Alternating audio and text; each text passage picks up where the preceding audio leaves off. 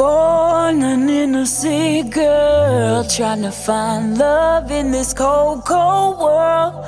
False promises, trying to...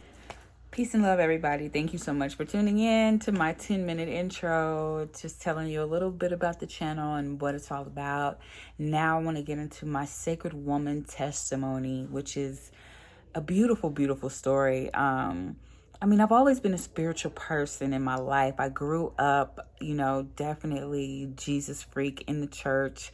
When I was 9 years old, I begged my mom and grandmother, please, I want to get baptized. I want to get baptized. Nobody put it on me. Nobody asked me. It was something that my spirit really wanted to do. And, just going through life, really believing in love and that foundation of love. I was giving that love and, it just felt like, something's not right here.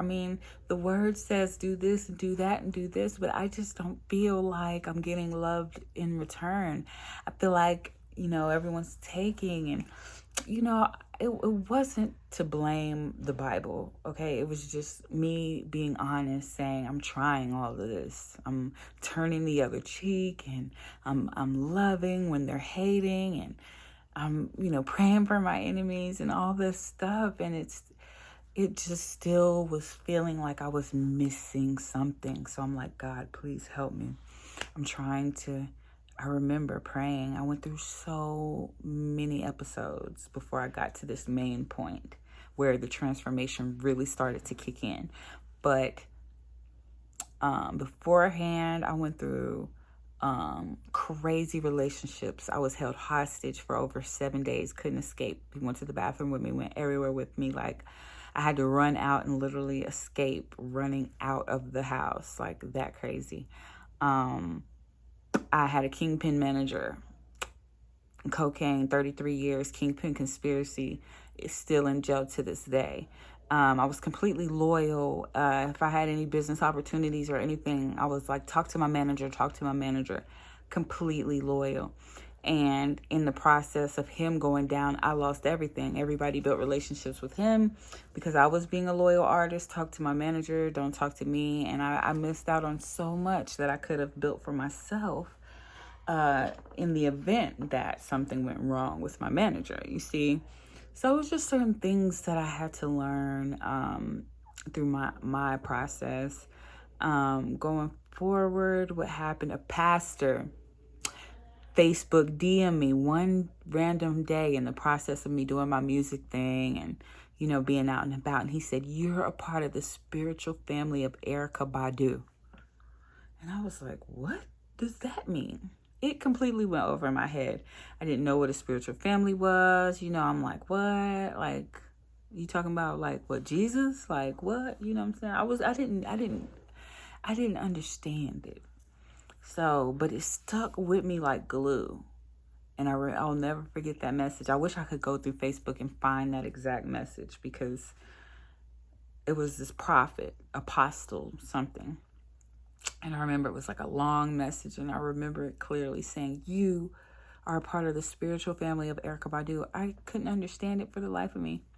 So, fast forward years later, I'm going through so much.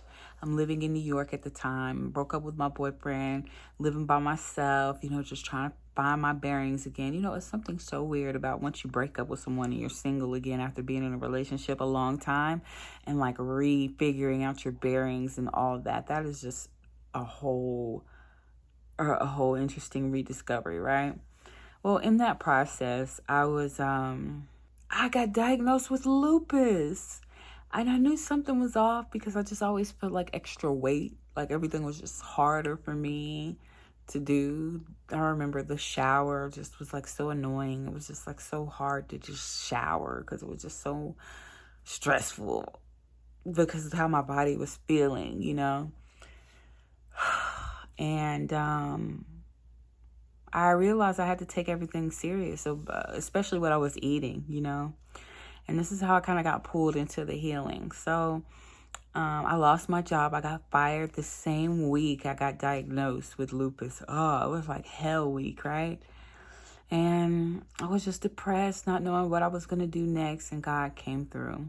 My roommate came through with a job, and it was with kombucha, GT's Living Food, and it was a probiotic. It was kombucha. It was a fermented tea, which helps add enzymes to your gut flora and helps you to break down food, sugar, yeast, meat, cheese, dairy, all this stuff. Probiotics help you break it down. So I didn't know anything about this. I learned about it, working and building with the company.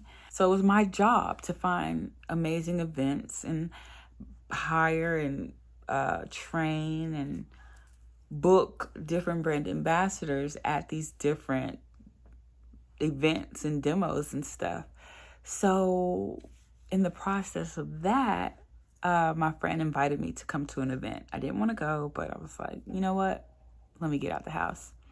I remember it was a new moon. I was like, I'm going to manifest some new stuff. I had just started learning about manifestation, the moon cycles, manifesting. I was learning from Bobby Hemmett. And a lot of people, they were like, pray to your ancestors. This was a new idea to me because I would always just pray, to Jesus or God. And that was about it. I didn't know you could pray to your angels and your ancestors and things like that. And it didn't take away from God. It wasn't against God. It was just a form of communication, like a phone call. A phone call to your mom, a phone call to my grandma in heaven. It's the same thing, So, so I was picking up on this stuff, and I started that. And then I started attracting invites to different things, And I ended up meeting these two beautiful ladies, and they had this amazing glow. They were just so loving and just different. And I'm like, wow, what is that? They are so cool. I love how they are. And then just from looking. And then when we had a conversation, and they're like, peace, queen.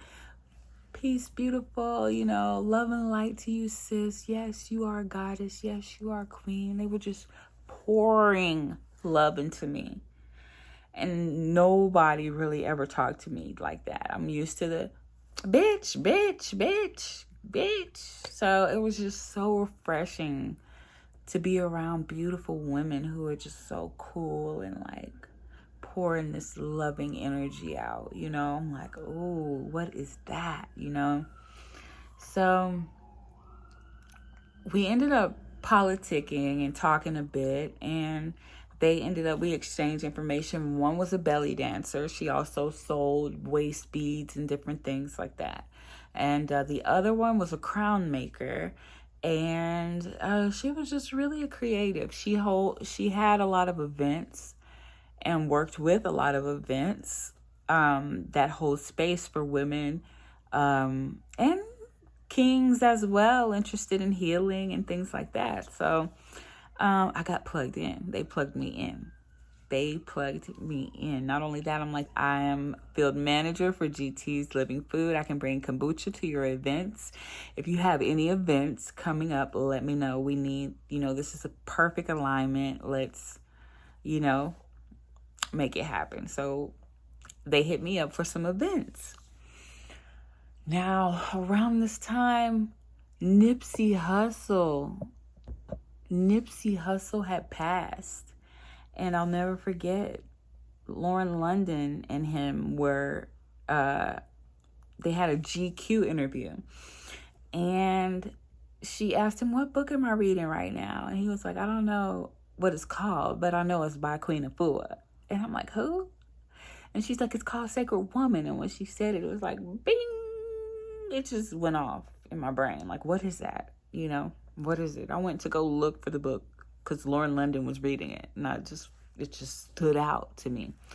So pay attention to those things that you hear. There's so many things you hear throughout the day, and a lot of things just fly by you. But certain things jump out. Bing! And when they do, pay attention. Because things stand out for a reason. Okay? So that happened. I got the book, but I didn't understand the book. I couldn't figure out the gateways. What is this? I couldn't make it out. right? So I still had the book. I tried my best, and I would pick through it the best that I could when I had the time. Fast forward like maybe a month, and then I ended up hosting an event with the ladies, and it was such a divine time. It just felt like I was with my tribe. You know, they had the vendors with the raw food, and I was like, oh my gosh. And I tried Chandra Lee. She's a raw vegan chef. She's got Embrace Raw Living on Instagram is her name. And she had the most delicious raw vegan pizza that I've ever tasted in my life. So good. Like, I could eat this stuff every day. I don't need, she was the first one to make me have faith. She gave me faith in vegan food because of the way her food tastes. And she's still compared to none. So good. I actually ended up, fast forward years later, learning from her, and I got my certification as a raw vegan chef from her. But Professor Griff was there, and I knew he knew my father, so I'm asking him, like, do you remember my dad? And he's like, what's his name? And I told him, and he's like, oh, he starts like flipping out, and he's like, yeah, ask him, is he still mad about the equipment I broke or lost or something? He broke or lost some equipment or something, and I think maybe they fell out over that many years ago. I don't know, but it was just so interesting. And then I was able to put them on the phone, and they were able to communicate, which I thought was super cool. And then what else? Everybody's like, oh, Professor Griff, and I was just like, no, I don't know. He knows my dad. Like, I don't know, it's like whatever. It was cool though. And then what happened after that? Queen Afua was there. And I'm like, oh my gosh, wait, this is the woman that Lauren London was reading her book. Like, I was like, oh my God. So I seen her, and I was just like, wow. I remember how she was dressed, and I remember the other sacred women were there doing the call. Yee! And it reminded me of cheerleading, because we make the same kind of call in Winston-Salem State cheerleading. Like, it was the same call. And the same tongue roll, which was real interesting to me, like that got me too. So I'm like, something with that call. And then what happened? Queen Afua spoke on the panel, and the first thing she said was, if you want to heal, you have to forgive your parents. And I'm like, I didn't realize that I had so much more forgiving to do. It was just like when she said it, it was just like, oh my God, I really have more forgiving to do in order to heal. For me, I guess forgiving can only happen if I express how I truly feel. And over time, I realized I suppressed so many feelings because there was like absolutely seeming like nothing I could do about it, right? Nothing I could do about it. So why am I going to keep saying it? Why am I going to keep expressing it if you're going to just ignore me and act like what I am saying doesn't matter? So I suppressed a lot of things over time I didn't realize. And I just those words alone from Queen Afua, if you want to heal, the first thing you have to do is forgive your parents. And I'm like, whoa, it was big for me. And to be the first thing that came out of her mouth, it was so activating for me in my life. And I don't know, it just really helped me deal with and see what I was holding in a different way. I didn't realize certain things. She was also huge on vegan eating, which I was working on getting into that because of my diagnosis. So I was like, wow. And just enchanting, like everything she'd say was just so powerful and strong. And I was just like, wow. And then I looked into her program, and I couldn't afford it at the time. I couldn't even see myself making that amount of money. And that's just where I was in my mindset. I just didn't believe in a lot of like abundant things, because so many times I had been shut down or ignored or overlooked for the things I really needed that cost a little money, you know? So, you know, either I was going to figure out how to go hustle it up myself, figure it out, you know? And yeah, I mean, I did what I could. We do what we can. And that's kind of, we stop with our mental capacity, you know? So that's where I was at then, you know? And it's just beautiful to see growth now. But, oh, wow. So many things happen. I started activating so much. I started praying to my ancestors. I started eating better. I started learning. So we can go ahead and do that since we are aware. I'm going to go ahead and open the way. So usually tapped into our spiritual divinity, we don't start really doing anything until we open the way. You know, that's first, to open the way. So how do you do that? How do you open the way? Does anyone know? I'll be right back. So we open the way with the elements in a prayer, you know. Power of life and death is in the tongue. To open the way, you want to pray. You want to cleanse the energy using all elements. You want all 4 elements involved. When I say elements, what do I mean? I mean earth, air, fire, and water. Earth would be a crystal, a plant. That's earth. Dirt. That's earth. Rocks. Plants. You see what I'm saying? That's earth. Even food. Food is earth. Food is earth. So we have the earth element here. The fire element is here. Fire is here. I have those 2 elements. Air is here. But to honor and cleanse and purify and acknowledge the air, to